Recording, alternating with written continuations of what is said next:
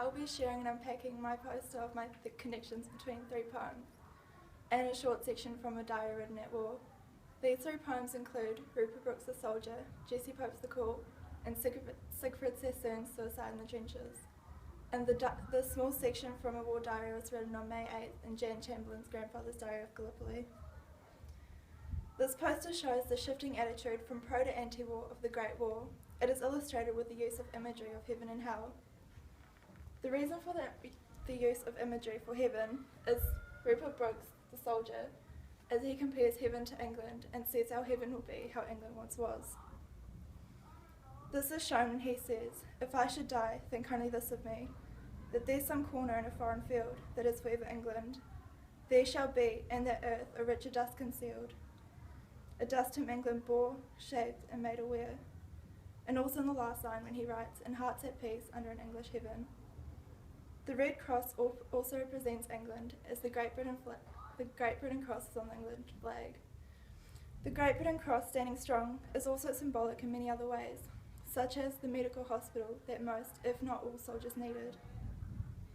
Brooks is very optimistic through his poem, much like Jessie Pope's The Call, as she too is positive towards war.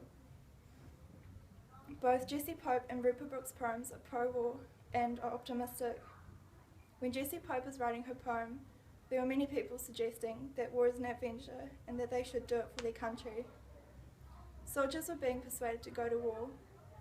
The advertisement of the adventure of war is shown in my post with the positive words. The barbed wire is also symbolic, as it is the symbol for harsh and cruel death, as it is the separation between heaven and hell.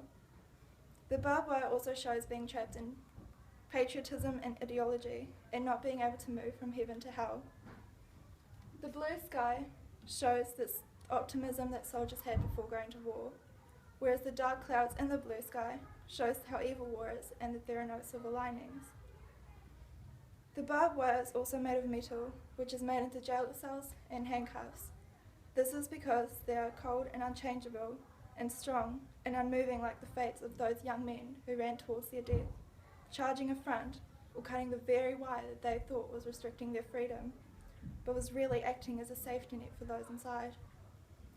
The reason for hell is because soldiers soon realised that war is not the adventure